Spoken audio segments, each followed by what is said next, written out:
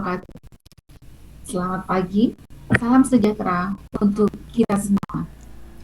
Selamat datang di webinar persiapan ujian sekolah dan asesmen nasional jenjang pendidikan dasar tahun 2022. Pada hari ini, hari Senin tanggal 7 Maret tahun 2022. Teringat pesan Ibu kemarin, selalu terngiang dalam ingatan. Selamat datang para sahabat sekolah dasar, tetap jaga protokol kesehatan. Pergi berlayar ke samudra, bertemu ombak tinggi mendera, hati senang rasa gembira, bersama sahabat sekolah dasar, saya berjumpa. Sahabat sekolah dasar, dapat juga menyaksikan webinar ini dalam kanal YouTube Direktorat Sekolah Dasar melalui di PSD TV dan Facebook Sekolah Dasar.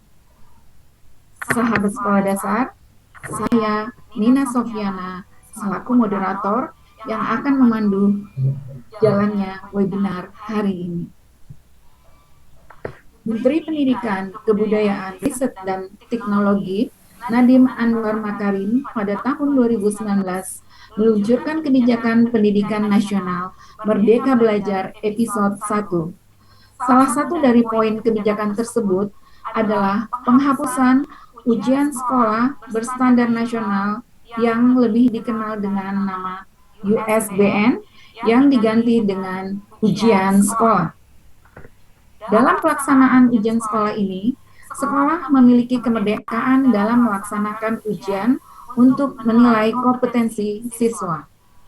Ujian sekolah dapat dilakukan dalam bentuk tes tertulis dan atau bentuk penilaian lain yang lebih komprehensif seperti portofolio dan penugasan, misalnya dalam bentuk tugas kelompok, karya tulis, dan sebagainya.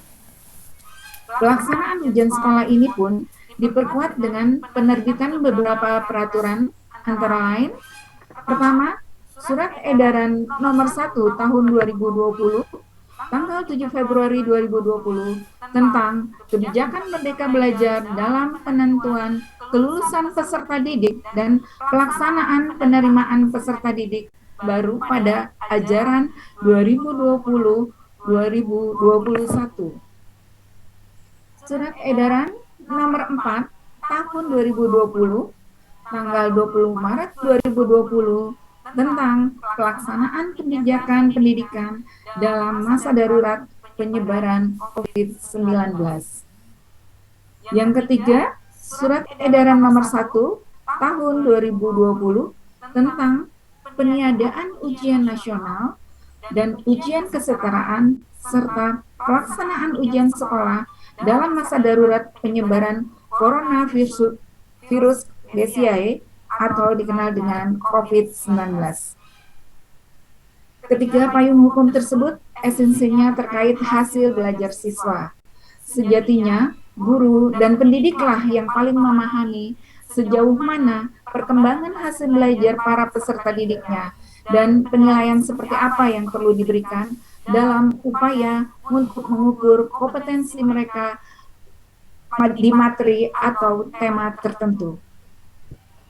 Sehingga guru dapat fleksibel dan inovatif dalam menentukan alat evaluasi hasil belajar di masa pandemi COVID-19 ini.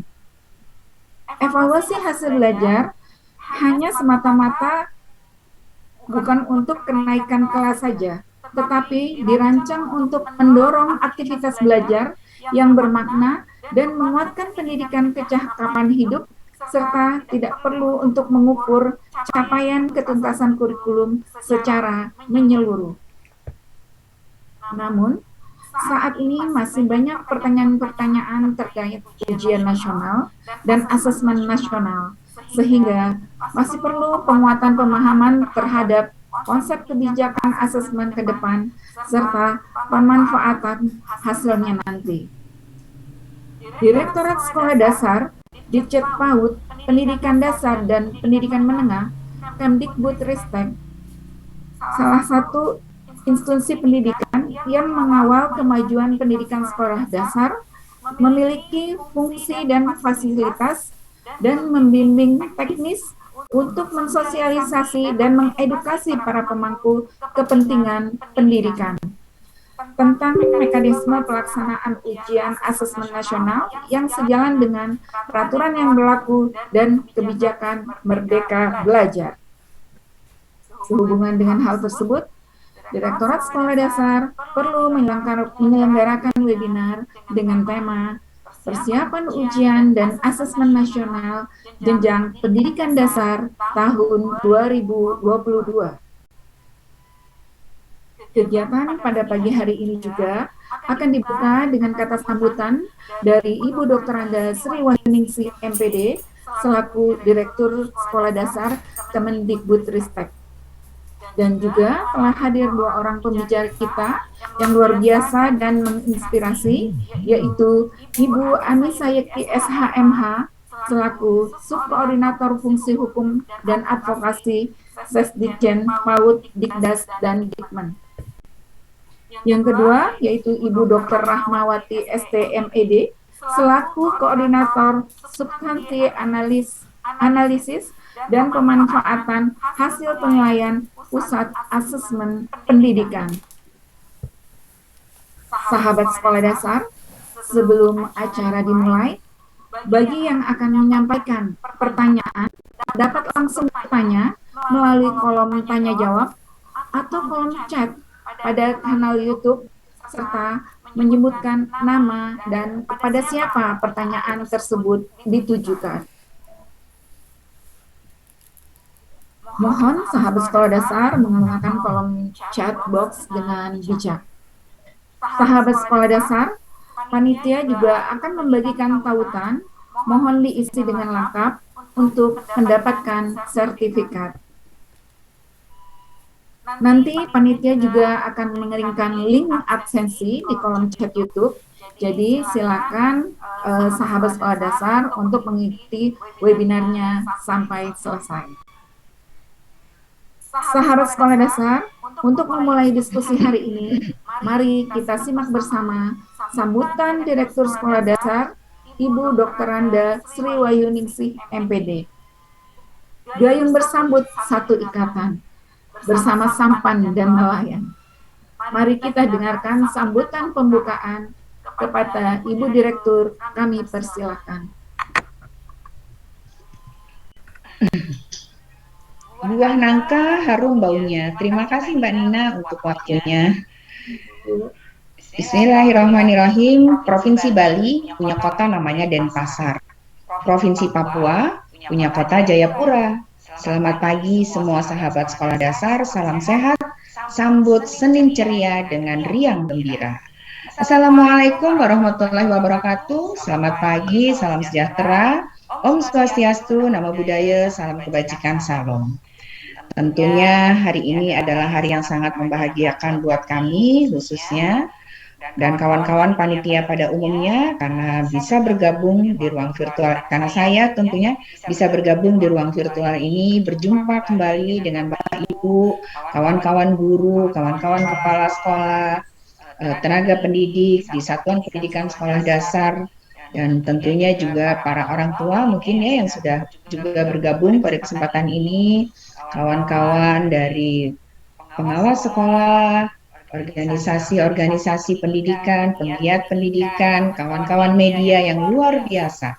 Yang tentunya ini sangat membahagiakan bagi kami betapa keingintahuan Bapak Ibu terhadap kebijakan-kebijakan yang telah ditetapkan, tentunya ini dalam upaya mempersiapkan anak-anak kita menjadi pelajar-pelajar Pancasila, pelajar-pelajar masa depan yang tentunya memiliki karakter baik, memiliki kompetensi akademik yang baik yang sedang kita ikhtiarkan. Terima kasih juga khususnya kepada kawan-kawan saya ini, para narasumber yang alhamdulillah juga sudah bergabung di ruang virtual. wanita semua, perempuan semua. Mbak Nina juga kita perempuan ya, Mbak Nina. Alhamdulillah, saya bangga sekali berada di tengah-tengah narasumber yang cantik-cantik. Ada Ibu Anissa Yakti, ada Ibu Rahmawati yang tadi sudah diperkenalkan oleh Mbak Nina. Beliau adalah juga apa namanya sama dengan kami dari Kementerian Pendidikan, Kebudayaan, Riset, dan Teknologi. Secara spesifik nanti mungkin akan diperkenalkan lagi oleh Ibu Nina Sofiana. Bapak dan Ibu sekalian, hadirin yang sangat saya banggakan.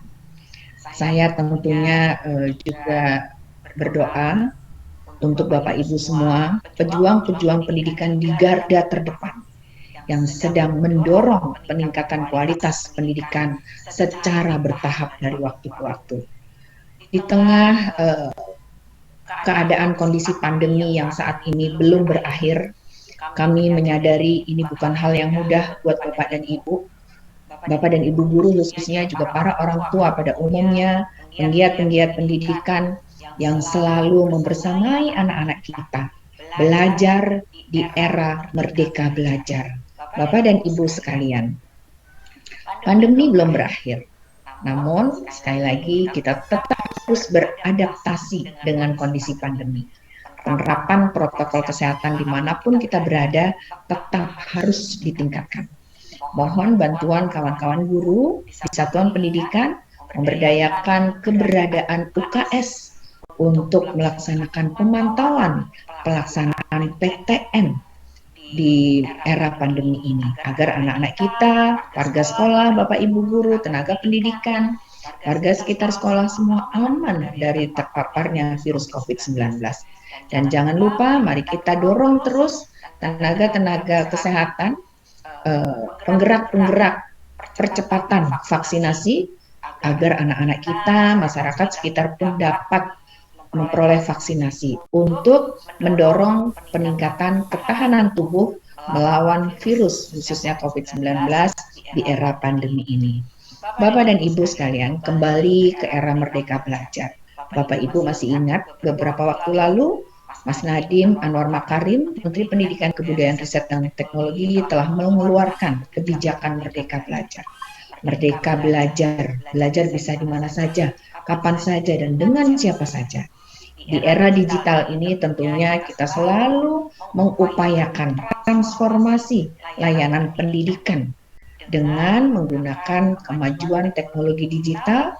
Tentunya kami melalui berbagai platform hadir di antara Bapak dan Ibu sekalian, membersamai satuan pendidikan berupaya meningkatkan kualitas pendidikan. Bapak dan Ibu sekalian, kehadiran kawan-kawan narasumber panitia menyiapkan webinar kali ini tentunya merespon dari keingintahuan satuan pendidikan, warga sekolah, para orang tua, dampak dari merdeka belajar terhadap ujian sekolah maupun asesmen nasional. Sebagaimana judul webinar hari ini, persiapan ujian sekolah dan asesmen nasional jenjang pendidikan khususnya sekolah dasar. Untuk sekolah dasar, kita tidak lagi ada ujian nasional atau ujian sekolah berstandar nasional ya, yang beberapa semenjak 2020 ya kita sudah diadakan, dan kita 2021 kemarin telah melaksanakan asesmen nasional. Alhamdulillah, terima kasih banyak, apresiasi kepada seluruh satuan pendidikan, kawan-kawan dinas pendidikan kabupaten kota yang telah selesai menyelenggarakan mengikuti agenda asesmen nasional. Namun, ternyata hasil asesmen nasional ini yang akan dijadikan sebagai profil, bagian dari profil pendidikan, baik satuan pendidikan maupun pemerintah daerah, tentunya masih diperlukan kelengkapan data dari pelaksanaan asesmen nasional.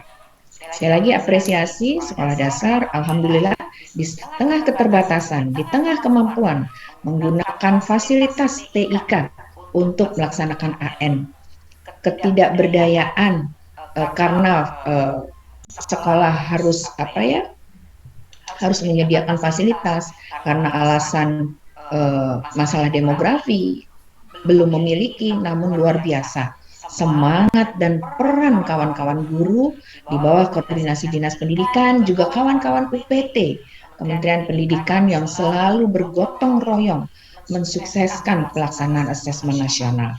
Namun masih ada satuan pendidikan yang belum bisa mengikuti asesmen nasional karena berbagai alasan.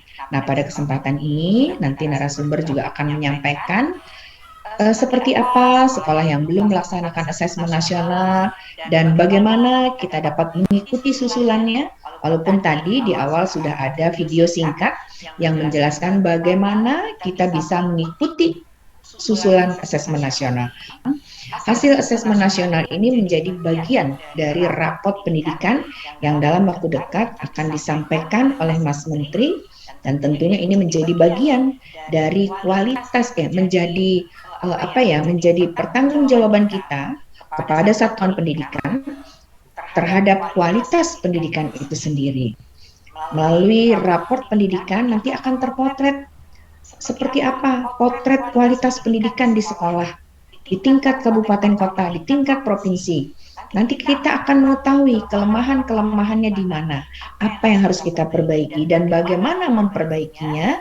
Tentunya kita juga bisa mengakses dana BOS misalnya untuk perbaikan kualitas pendidikan di sekolah. Namun sebelumnya harus dilakukan perencanaan pendidikan melalui RKAS di satuan pendidikan yang kita sebut itu sebagai perencanaan berbasis data. Data tersebut akan Bapak Ibu peroleh dari raport pendidikan. Untuk itu, satuan pendidikan yang belum sempat mengikuti asesmen nasional tahun 2021, kami mohon untuk mengikuti AN susulan yang akan digelar di bulan Maret ini. Nanti Ibu Wati akan menyampaikan bagaimana pelaksanaannya dan apa yang harus Bapak Ibu di satuan pendidikan persiapkan. Kemudian juga Bapak dan Ibu kami sampaikan, selain peserta didik kelas 5 sekolah dasar mengikuti asesmen nasional untuk asesmen literasi dan numerasi, maka kami mohon juga Bapak dan Ibu guru juga mengikuti terhadap survei karakter dan survei lingkungan belajar. Dari data yang kami miliki masih cukup banyak, masih kurang lebih 10% jumlah SD yang belum mengikuti survei lingkungan belajar. Ini harus Bapak Ibu isi, Bapak Ibu ikuti survei lingkungan belajar, masih 10%. 10% dari kurang lebih 149.000 satuan pendidikan sekolah dasar. Jadi kira-kira masih berapa tuh Mbak Nina? Masih 14.000 ya Mbak Nina ya, sekolah yang belum mengisi data survei lingkungan belajar. Kami mohon kerjasamanya Bapak Ibu, kepala sekolah, kawan-kawan guru yang belum mengisi survei lingkungan belajar untuk segera mengisinya. Caranya bagaimana? Tadi di video pembuka juga sudah ada caranya, dan nanti secara spesifik Ibu Wati dan Ibu Ani juga akan menjelaskan bagaimana cara mengikuti survei lingkungan belajar.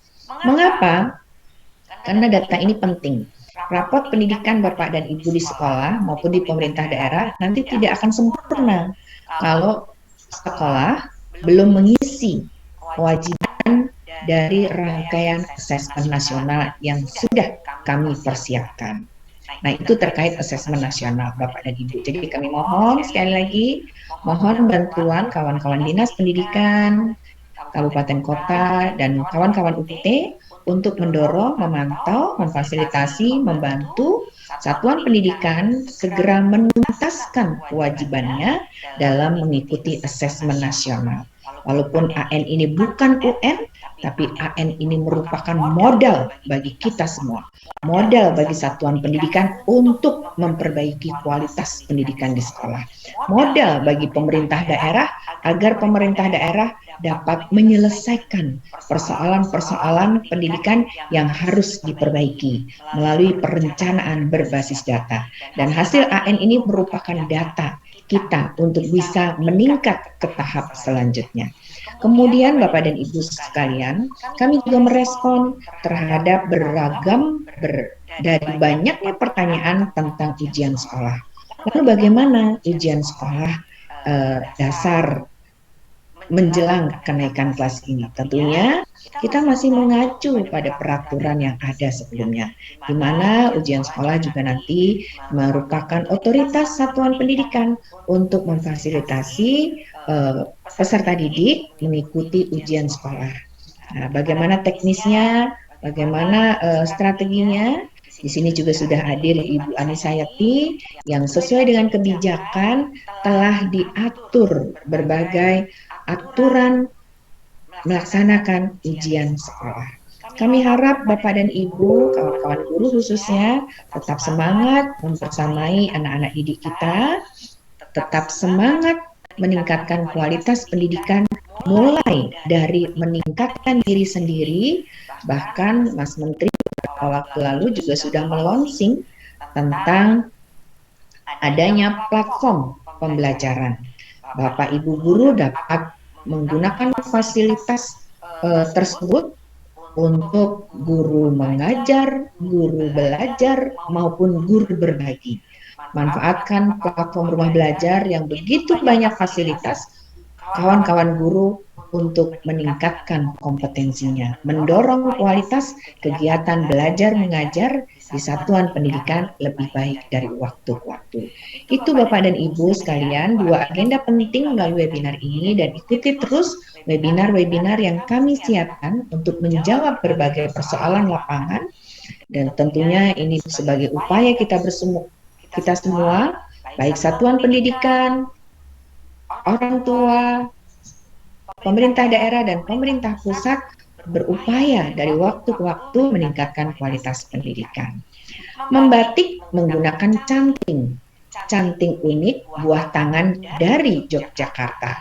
Hasil AN menjadi data penting, untuk itu mari berkontribusi untuk memberikan kelengkapan data. Jadi Bapak Ibu sekali lagi perhatikan betul agenda webinar kali ini agar kita bisa mempersiapkan kualitas pendidikan lebih baik. Karena hasil AN merupakan data terpenting untuk satuan pendidikan maupun pemerintah daerah dapat melakukan perencanaan pendidikan ke depan. Mungkin itu Mbak Nina yang bisa saya sampaikan, dan terakhir saya akan akhiri dengan pantun. Merdeka belajar adalah kebijakan. Kebijakan transformasi melahirkan pelajar Pancasila. Mari kita tetap semangat majukan pendidikan, insya Allah menjadi ladang pahala. Burung Cendrawasih dari Irian, terima kasih, cukup sekian. Saya kembalikan ke Mbak Nina, sehat terus, semangat terus Bapak Ibu peserta webinar semuanya. Semoga kita dapat serentak bergerak memajukan pendidikan Indonesia. Wabillahi taufiq wal hidayah. Wassalamualaikum warahmatullahi wabarakatuh. Selamat berwebinar. Saya kembalikan ke Mbak Nina Sofyana sebagai pemandu acara. Terima kasih.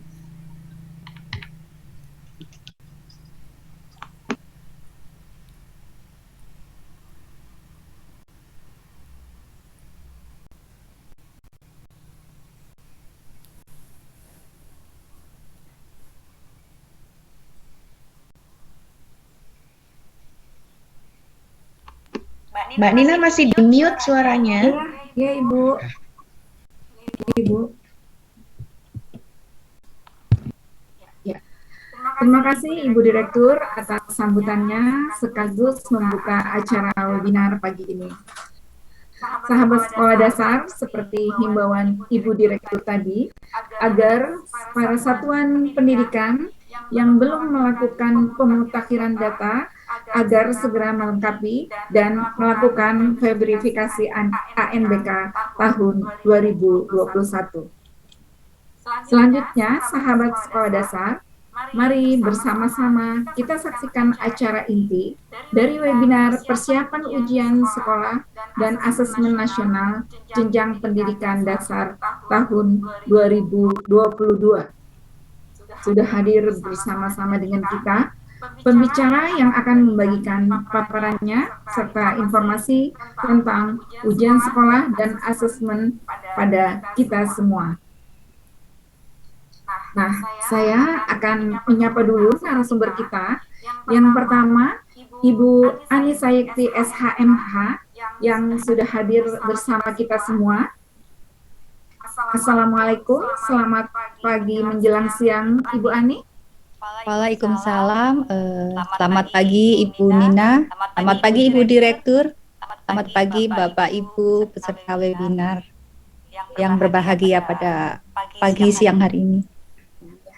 Sudah siap ya Ibu untuk paparannya? Insya Allah siap.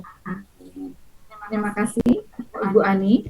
Beliau adalah sebagai koordinator fungsi hukum dan advokasi PAUD Dikdas dan Dikman. Selanjutnya kita sapa narasumber kita yang kedua, yaitu Ibu Dr. Rahmawati SPMED. Beliau adalah koordinator substansi analisis dan pemanfaatan hasil penilaian Pusat Asesmen Pendidikan. Selamat pagi Ibu. Selamat pagi. Terdengar ya suara saya ya Bu ya? Alhamdulillah. Bagaimana kabarnya? Sehat, Insya Allah sehat semua ya. Amin, terima kasih. Dan saya juga menyapa sahabat sekolah dasar yang menyaksikan webinar ini dalam Direktorat Sekolah Dasar melalui Ditkes JTV dan Facebook Sekolah Dasar. Selamat pagi dan tetap semangat mengikuti webinar ini. Untuk sahabat sekolah dasar yang belum follow, subscribe akun media sekolah dasar, mohon segera follow, subscribe akun sekolah dasar sekarang. Banyak info loh yang menarik, jangan sampai ketinggalan. Baik, sahabat sekolah dasar, nanti pembicara diberikan waktu kurang lebih 30 menit. Kemudian setelah selesai, baru kita simak masuk ke sesi tanya jawab. Sahabat sekolah dasar, untuk paparan sesi pertama akan disampaikan oleh Ibu Ani Sayekti di SHMA. Dengan materi yang akan disampaikan adalah kebijakan ujian sekolah dan asesmen nasional tahun 2022. Kepada Ibu Ani, kami persilakan. Selamat pagi, terima kasih Ibu Nina Sofia. Terima kasih Ibu Direktur. Selamat pagi Bapak Ibu.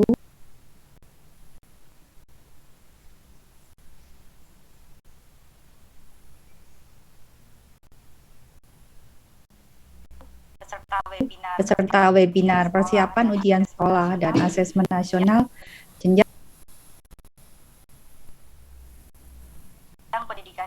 pendidikan dasar tahun 2022. Baiklah Bapak Ibu semua,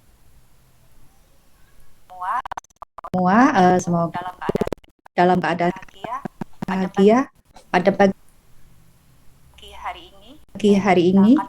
Kita akan bersama-sama di webinar ini dari pagi sampai siang hari ini nanti. Baiklah, mohon untuk di share screen paparannya.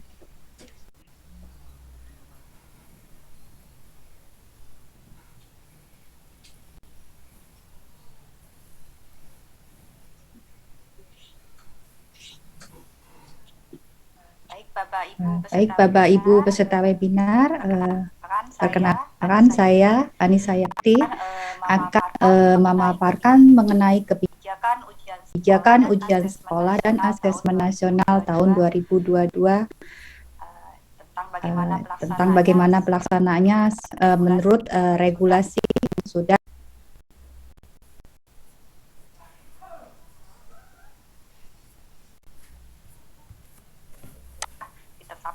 ditetapkan oleh Kementerian Pendidikan, Kebudayaan, Riset, dan Teknologi. Semoga bermanfaat bagi Bapak Ibu semua. Yang saya dengar di sini dihadiri oleh para guru, kepala sekolah, pengawas, maupun dari unsur masyarakat. Baiklah kita mulai paparannya. Jadi yang akan saya bahas di sini mengenai latar belakang kebijakan itu ada, terus mengenai evaluasi sistem pendidikan, dan bagaimana kebijakan asesmen nasional 2022 dan kebijakan terbaru tentang ujian sekolah di tahun 2022 serta diakhiri dengan simpulan. Lanjut. Jadi Bapak Ibu, latar belakang kebijakan tentang peniadaan UN itu dimulai dengan adanya kebijakan pemerintah untuk menekan penyebaran virus COVID-19 yang semakin meningkat di tahun 2021, maka Kemendikbudristek melakukan langkah-langkah responsif untuk mengutamakan keselamatan dan kesehatan lahir batin bagi peserta didik, pendidik, tenaga kependidikan dengan menerbitkan SE nomor 1 tahun 2021 yang diantaranya memuat hal-hal sebagai berikut. Yang pertama, ujian nasional atau yang kita kenal dengan UN dan ujian kesetaraan tahun 2021 ditiadakan. Yang kedua, UN dan ujian kesetaraan tidak menjadi syarat kelulusan atau seleksi masuk ke jenjang pendidikan yang lebih tinggi. Yang ketiga, peserta didik dinyatakan lulus dari satuan atau program pendidikan setelah A. menyelesaikan program pembelajaran di masa pandemi COVID-19 yang dibuktikan dengan raport tiap semester. Yang kedua, memperoleh nilai sikap atau perilaku minimal baik. Dan yang ketiga, mengikuti ujian yang diselenggarakan oleh satuan pendidikan. Lanjut. Kemudian dengan penerbitan SE nomor 1 tahun 2021 itu, maka UN sebagai bentuk evaluasi sistem pendidikan ditiadakan.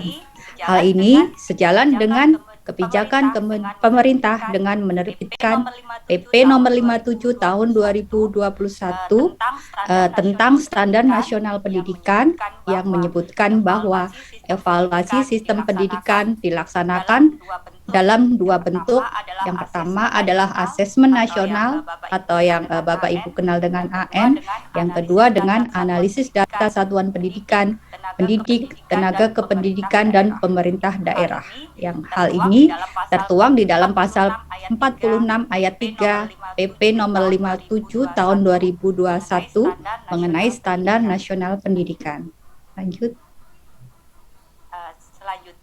Selanjutnya di dalam pasal 46, 48 dan 49 dalam PP Standar Nasional Pendidikan tersebut, kita mengenal ada evaluasi sistem pendidikan yang dilakukan oleh ada 3 unsur, yaitu oleh pemerintah pusat, oleh pemerintah daerah, ataupun lembaga mandiri. Yang pertama, yang dilakukan oleh pemerintah pusat, evaluasi ini sebagai dasar bagi Menteri untuk menetapkan profil pendidikan yang digunakan sebagai landasan untuk yang pertama peningkatan mutu layanan pendidikan dasar dan menengah, yang kedua adalah untuk penetapan rapor pendidikan. Kemudian yang dilakukan oleh Pemda yaitu untuk meningkatkan mutu layanan pendidikan daerah sesuai kebutuhan satuan pendidikan dan program pendidikan.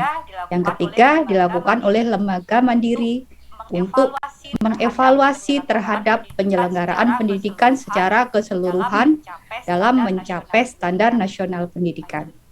Lanjut. Selanjutnya, kebijakan asesmen nasional tahun 2022 yang tertuang di dalam pasal 44 dan pasal 6 dari PP tersebut, yaitu evaluasi sistem pendidikan oleh pemerintah pusat dilaksanakan terhadap pendidikan anak usia dini atau PAUD, yang kedua adalah pendidikan dasar dan menengah, yang ketiga adalah pendidikan tinggi. Dalam hal ini untuk Ditjen PAUD Dasmen itu ada di pendidikan anak usia dini dan pendidikan dasar dan menengah. Kemudian evaluasi sistem pendidikan oleh pemerintah pusat terhadap pendidikan dasar dan menengah merupakan evaluasi yang dilakukan oleh Menteri terhadap layanan pendidikan dasar dan pendidikan menengah yang diselenggarakan oleh A. Satuan pendidikan, B. Program pendidikan kesetaraan atau paket-paket, yang C. Kementerian yang menyelenggarakan pendidikan dasar dan menengah, kemudian yang D. oleh pemerintah daerah. Kemudian hasil evaluasi tersebut menjadi dasar bagi Menteri untuk menetapkan profil pendidikan di daerah dan merupakan profil pendidikan nasional secara agregat. Profil pendidikan yang kita ketahui di sini adalah laporan komprehensif tentang layanan pendidikan anak usia dini yang digunakan sebagai landasan untuk meningkatkan mutu layanan pendidikan anak usia dini serta untuk penetapan rapor pendidikan. Lanjut. Kemudian kita beranjak ke kebijakan ujian sekolah di tahun 2022 seperti yang di tahun sebelumnya 2021 di saat jeda waktu 2021 sebelum muncul PP Standar Nasional Pendidikan ini, Kemendikbud sudah menerbitkan SE nomor 1 tahun 2021 itu sebagai jeda atau jembatan terhadap aturan mengenai peniadaan UN dan ujian sekolah. Untuk tahun ini kita sudah mengacu kepada PP tentang Standar Nasional Pendidikan yang ada di pasal 48 ayat 1, 2, dan 3, yaitu yang pertama, evaluasi sistem pendidikan oleh pemerintah daerah dilaksanakan terhadap A. Pendidikan anak usia dini dan B. Pendidikan dasar dan menengah. Yang kedua, evaluasi sistem pendidikan oleh pemerintah daerah merupakan evaluasi terhadap kinerja satuan pendidikan dan program pendidikan sesuai dengan kewenangannya. Yang ketiga, evaluasi sistem pendidikan oleh pemerintah daerah dilaksanakan berdasarkan profil pendidikan daerah. Jadi, bentuk evaluasi sistem pendidikan yang dilakukan oleh Pemda itu dalam bentuk ujian sekolah oleh satuan pendidikan. Lanjut. Jadi di sini di dalam Permendikbud nomor 43 tahun 2019 tentang penyelenggaraan ujian yang diselenggarakan oleh Satuan Pendidikan dan Ujian Nasional, akan tetapi pasal-pasal yang mengenai ujian nasional itu sudah tidak berlaku. Kita masih memberlakukan mengenai ujian sekolah di sini masih tetap hidup pasal-pasalnya, yaitu ujian sekolah adalah ujian yang diselenggarakan oleh satuan pendidikan yang merupakan penilaian hasil belajar oleh satuan pendidikan yang bertujuan untuk menilai pencapaian standar kompetensi lulusan untuk semua mata pelajaran. Sedangkan bentuk ujian yang diselenggarakan oleh satuan pendidikan berupa A. Portofolio, B. Penugasan, C. Tes tertulis, dan atau D. Bentuk kegiatan lain yang ditetapkan satuan pendidikan sesuai dengan kompetensi yang diukur berdasarkan standar nasional pendidikan. Jadi yang tertuang di dalam SE tahun 2021 itu adalah mengambil dari Permendikbud 43 tahun 2019. Dan pada semester ganjil dan atau semester genap pada akhir jenjang dengan mempertimbangkan capaian standar kompetensi lulusan. Lanjut. Dan selanjutnya untuk ujian sekolah itu kita lihat di dalam Permendikbud 43 tahun 2019 itu ada ketentuannya siapa peserta ujian sekolah. Peserta ujian sekolah yaitu adalah peserta didik pada akhir jenjang. Dan persyaratannya adalah A. telah berada pada tahun terakhir di masing-masing jenjang atau program paket kesetaraan, dan B. memiliki laporan lengkap penilaian hasil belajar seluruh program pembelajaran yang telah ditempuh pada jenjang pendidikan tersebut. Untuk kelulusan bagi peserta didik jenjang SD, yaitu peserta didik dinyatakan lulus dari satuan program pendidikan apabila A. Menyelesaikan seluruh program pembelajaran, B. Memperoleh nilai sikap atau perilaku minimal baik, dan C. Mengikuti ujian yang diselenggarakan oleh satuan pendidikan. Untuk kelulusan peserta didik ditetapkan oleh satuan atau program pendidikan yang bersangkutan. Dan penyelesaian seluruh program pembelajaran untuk peserta didik sekolah dasar atau madrasah ibtidaiyah atau sekolah dasar teologi Kristen dan sekolah dasar luar biasa apabila telah menyelesaikan pembelajaran dari kelas 1 sampai kelas 6. Kemudian ada kewajiban bagi satuan pendidikan yang diwajibkan di dalam Permendikbud 43 tahun 2019 ini untuk menyampaikan nilai ujian yang diselenggarakan oleh satuan pendidikan dan nilai rapor kepada kementerian melalui data pokok pendidikan untuk kepentingan peningkatan dan pemetaan mutu pendidikan. Ini adalah pesan bagi Bapak Ibu Kepala Sekolah jenjang SD. Lanjut. Jadi dari materi yang saya bawakan ini, saya simpulkan bahwa yang pertama, penyempurnaan pengaturan mengenai evaluasi memisahkan secara lebih tegas antara evaluasi terhadap hasil belajar peserta didik dan evaluasi terhadap sistem pendidikan. Dan yang kedua, sejalan dengan Undang-Undang Nomor 20 Tahun 2003 tentang Sistem Pendidikan Nasional, evaluasi terhadap hasil belajar peserta didik merupakan kewenangan dan tugas pendidik. Yang ketiga, peran pemerintah pusat dan pemerintah daerah adalah melakukan evaluasi terhadap sistem pendidikan untuk memantau kemajuan dan kesenjangan di dalam sistem, serta melaporkan hasil evaluasi tersebut sebagai bentuk akuntabilitas publik. Dalam hal ini, pemerintah pusat dan pemerintah daerah juga dibantu oleh lembaga mandiri untuk melakukan telaah kritis dan objektif. Demikian Bapak Ibu yang bisa saya sampaikan. Terima kasih atas perhatiannya. Semoga bermanfaat untuk informasi bagi Bapak Ibu semua dalam rangka menjelang persiapan untuk pelaksanaan ujian sekolah dan asesmen nasional. Kurang lebihnya mohon maaf apabila ada kekurangan maupun kekhilafan dalam penyampaian materi ini. Nanti yang kemudian selanjutnya akan dilanjutkan lebih mendalam mengenai teknisnya terkait dengan AN maupun ujian sekolah oleh narasumber dari Pusmendik Ibu Dr. Rahmawati. Terima kasih. Wassalamualaikum warahmatullahi wabarakatuh.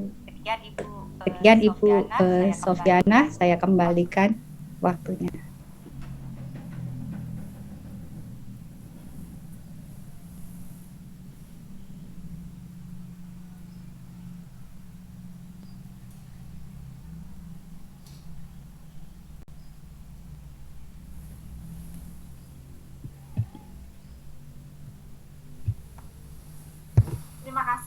Terima kasih Ibu Ani paparannya, sangat memberikan pencerahan sekali karena informasi terkait dengan ujian sekolah dan asesmen nasional jenjang pendidikan dasar ini sangat ditunggu-tunggu sekali oleh sahabat sekolah dasar.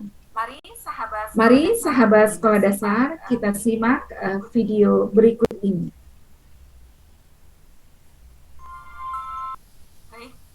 Baik.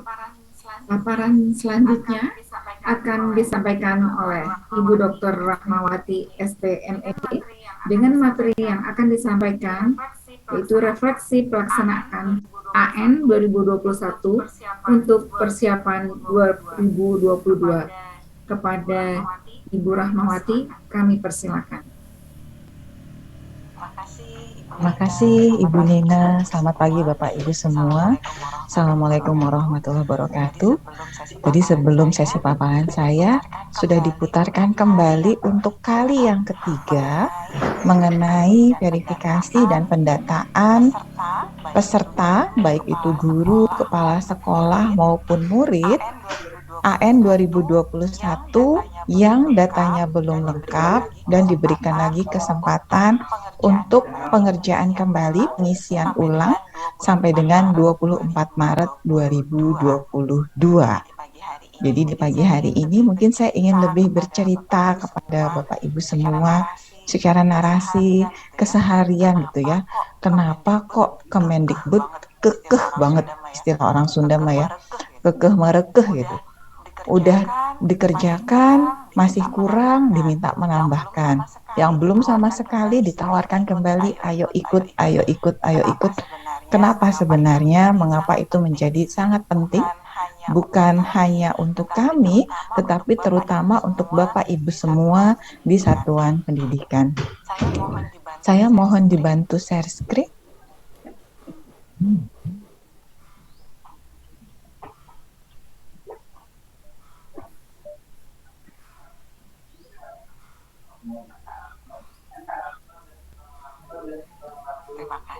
Terima kasih. Ya. Jadi refleksi pelaksanaan asesmen nasional 2021 untuk persiapan 2022, mungkin kita akan ngobrol banyak mengenai apa sebenarnya yang diukur di asesmen nasional, sehingga betul-betul dibutuhkan data respon yang memadai, tidak hanya dari murid, tapi dari guru dan juga dari kepala sekolah. Lanjut.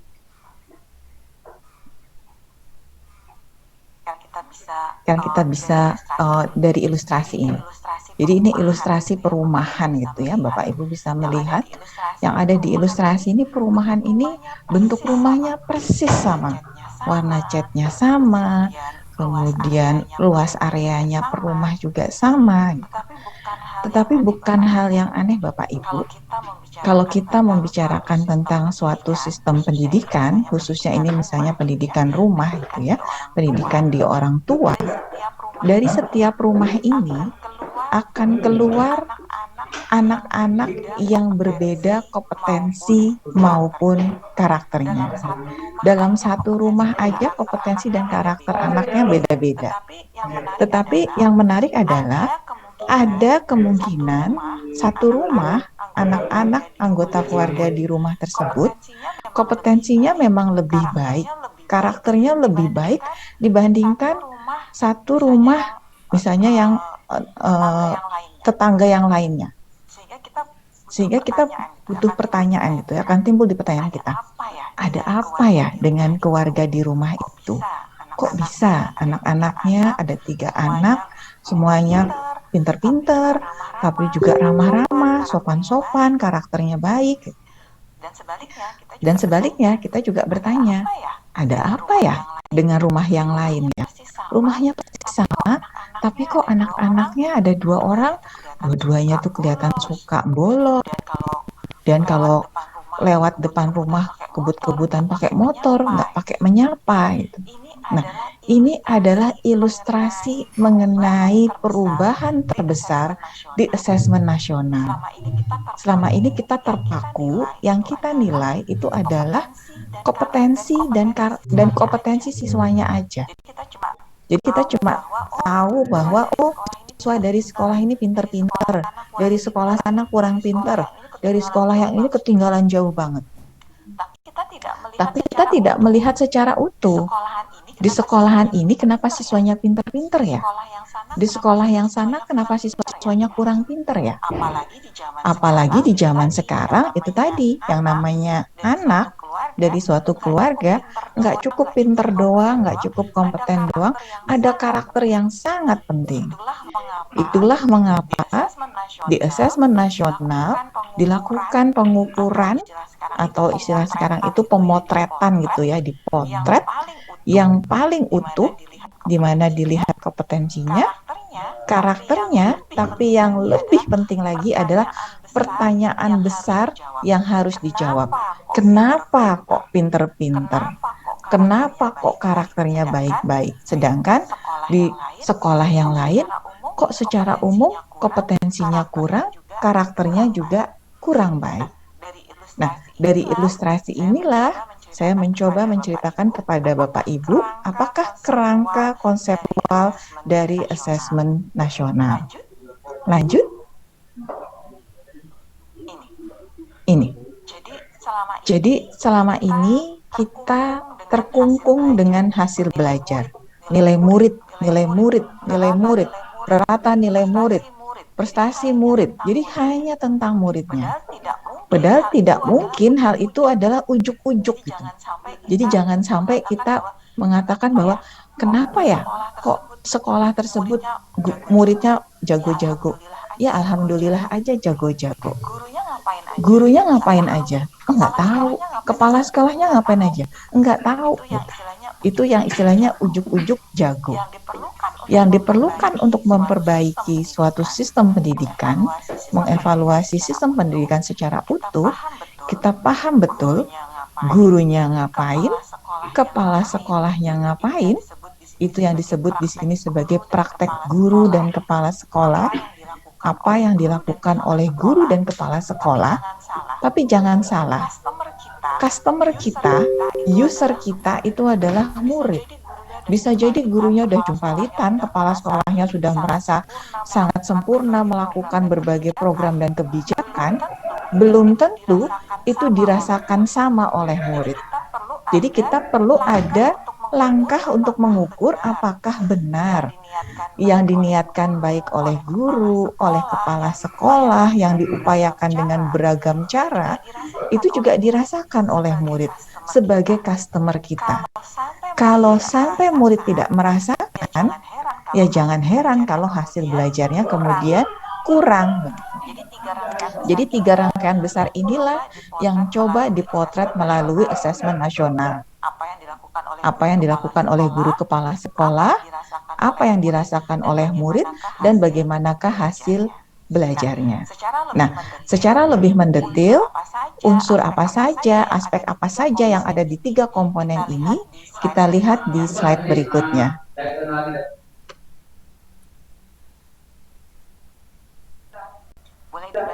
Boleh dibantu lanjut? Ya, hasil belajar.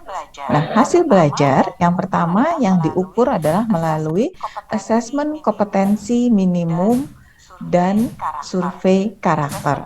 Di asesmen kompetensi minimum dipotret literasi, numerasi, dan di survei karakter diukur karakter dari murid. Jadi responden dari literasi, numerasi maupun karakter ini adalah murid untuk melihat bagaimanakah hasil belajar, hasil dari sistem pendidikan yang ada di sekolah. Karena pada tahun 2021 sudah diputuskan bahwa peserta asesmen nasional adalah sampel, jadi bukan seluruh siswa, adalah sampel. Tentunya sampel ini sudah diformulasikan sedemikian rupa untuk bisa mewakili profil dari satuan pendidikan.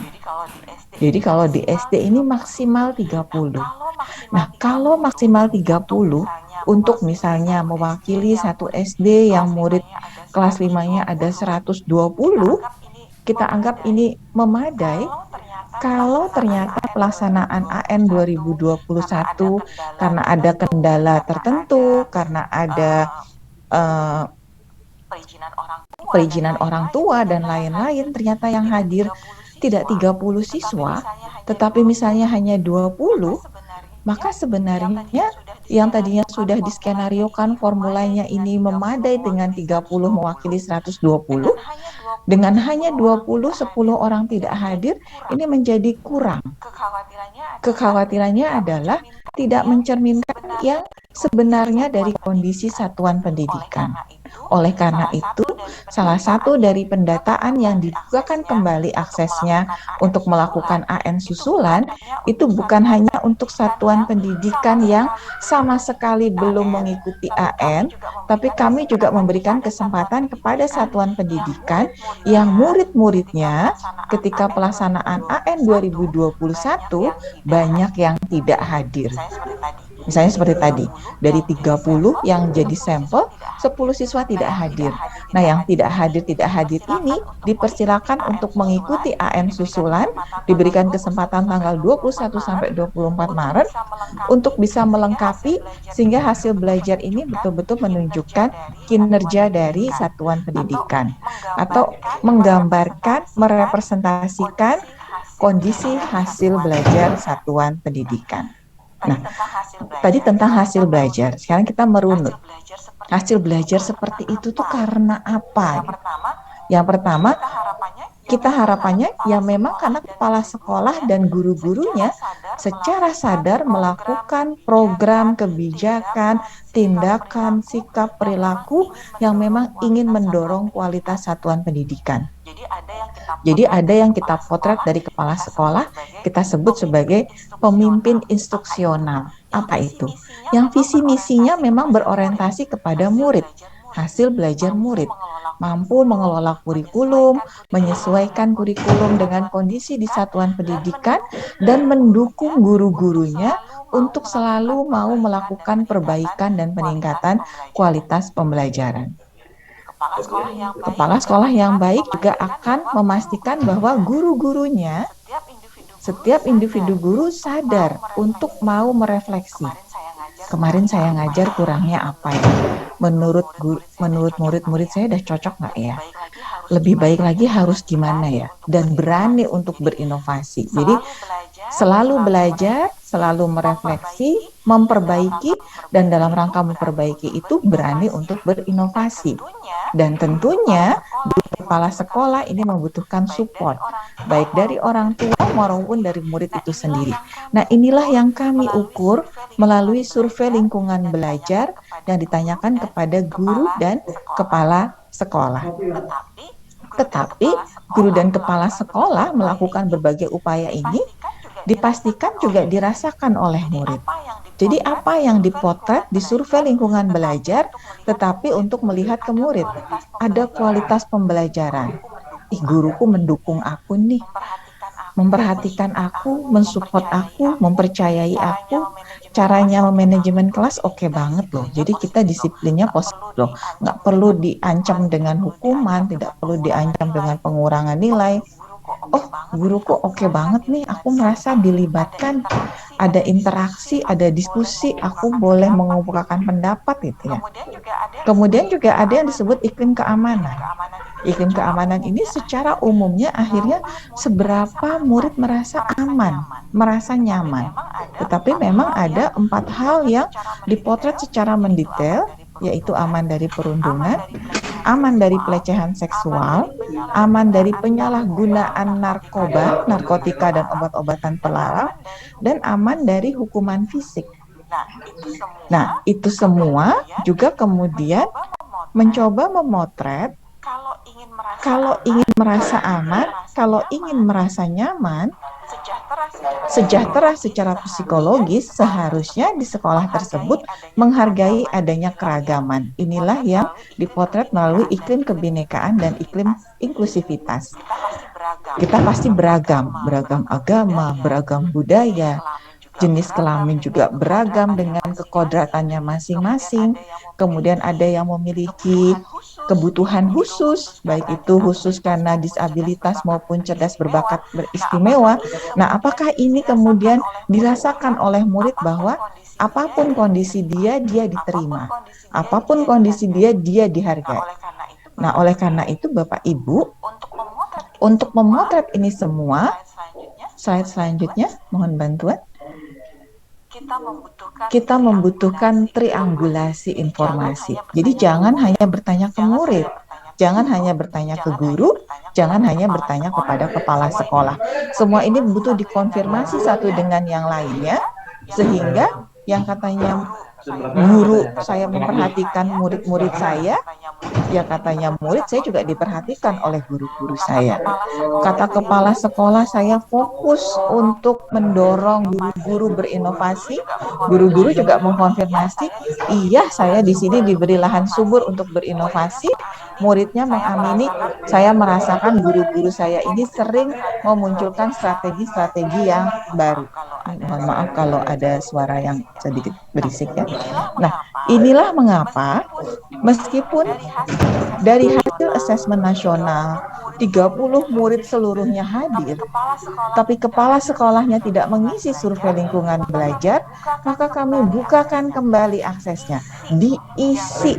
Jangan sampai muridnya berkata A, B, C, D, ini tidak dikonfirmasi oleh kepala satuan pendidikannya. Begitu juga kepala sekolahnya mengisi. Muridnya 30 orang semua hadir mengisi. Tapi kalau guru yang mengisi survei lingkungan belajar hanya ada 3 orang, padahal total guru di sekolah itu ada 35, kami bukakan kembali aksesnya karena apa?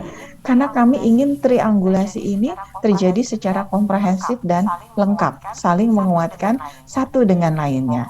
Jadi mohon kepada pemirsa sekalian, Bapak Ibu, pastikan kesempatan melakukan verifikasi data, kelengkapan data ini dimanfaatkan sebaik-baiknya, diberikan sampai tanggal 24 Maret agar triangulasi ini terjadi. Jadi Bapak Ibu tidak lagi bertanya-tanya, kenapa ya? Apa yang salah dengan sekolah saya ya? Apa yang perlu ditingkatkan ya? Apakah betul murid-murid menilai kinerja saya baik? Apakah betul murid-murid pada akhirnya merasa senang di sekolah, cocok dengan cara mengajar saya? Nah, mari bersama-sama dimanfaatkan supaya momen sampai 24 Maret ini dapat menjadi momentum untuk Bapak Ibu melakukan pengumpulan data dan sekaligus triangulasi informasi sehingga Bapak Ibu tahu benar bagaimana potret utuh dari sekolah saya. Nah, di luar itu semua, untuk melakukan evaluasi sistem yang berkeadilan, kami juga memotret hal yang lain. Lanjut di slide 9. Ada hal lain yang di luar upaya guru, upaya kepala sekolah gitu ya, yang mempengaruhi. Tetapi itu di luar kewenangan Bapak Ibu sekalian. Misalnya, sosial ekonomi murid. Ternyata yang mendaftar di sekolah Bapak Ibu kebanyakan adalah murid-murid yang orang tuanya lulusan SMP ke bawah misalnya gitu.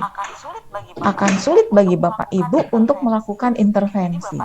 Jadi Bapak Ibu mengharapkan kalau saya dipotret, kemudian saya dipotretnya itu mau dibandingkan dengan sekolah lain, tolong dong potretnya itu yang adil gitu ya. Jangan potret pakai kamera yang atau jangan potret dari siswa yang sekolah yang siswanya semuanya mampu disandingkan dengan yang tidak mampu. Oleh karena itu, di asesmen nasional melalui survei lingkungan belajar, kami mengukur status sosial ekonomi siswa. Itu berdasarkan pendidikan, profesi orang tua, kepemilikan fasilitas belajar di rumah, serta barang-barang tersier yang ada di rumah. Dan ini semua tentunya membutuhkan jawaban yang berintegritas, yang jujur sekaligus lengkap, supaya pengukuran asesmen nasional ini betul-betul bisa ditayangkan secara adil. Jadi perbandingannya itu apple to apple, tidak membandingkan secara sembarangan. Jadi dari itu semua, apa refleksi AN 2021 yang bisa Bapak Ibu lakukan? Jadi kalau Bapak Ibu belum mengikuti AN 2021, silakan ikut AN susulan.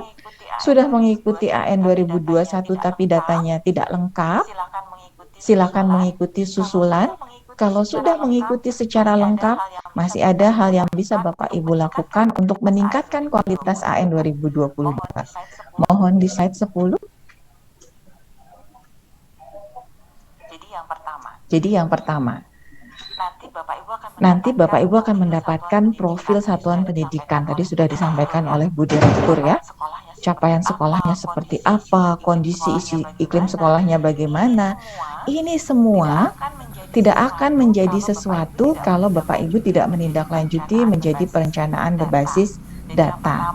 Jadi yang pertama yang sangat perlu disiapkan adalah tidak serta-merta menyiapkan 2022, tapi mencermati hasil 2021, dilakukan penggalian informasi, dan kemudian dilakukan perencanaan untuk melakukan perbaikan-perbaikan. Kemudian dari segi infrastruktur ini hal yang klise tapi menjadi sangat penting baik untuk AN susulan maupun AN 2022. Kira-kira dicermati, direfleksi moda dan status seperti apakah yang paling sesuai dengan kondisi sekolah saya. Ya. Kemudian kesiapan teknis dari murid. Ini kayaknya sepele, tapi murid SD ini tidak semuanya atau dibandingkan dengan kakak-kakaknya di SMP, SMA, SMK, tentunya proporsi yang perlu mengenal gawai, mengenal komputer, laptop, menggunakan mouse, mengoperasi. Insya Allah Bapak Ibu sekalian akan mendapatkan informasi yang berguna untuk sekolah Bapak Ibu sekalian sehingga bisa mengetahui apakah saya sudah melakukan dengan benar, apakah yang saya lakukan dirasakan oleh murid saya, dan apakah itu semua akhirnya berdampak kepada hasil belajar murid, baik itu kompetensi maupun karakter murid-murid di sekolah Bapak Ibu sekalian. Itu akhir dari sharing saya di siang hari ini. Saya kembalikan kepada Ibu Nina. Terima kasih.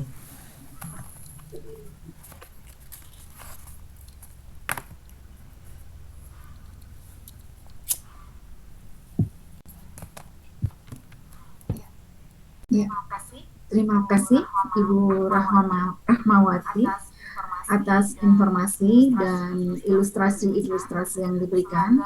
Semoga informasi yang diterima oleh sahabat sekolah dasar menjadi lebih paham terkait ujian sekolah dan asesmen nasional. Informasi yang diberikan oleh kedua narasumber kita tadi dapat memberikan pencerahan dan sangat bermanfaat terkait ujian sekolah dan asesmen nasional. Tentunya sahabat sekolah dasar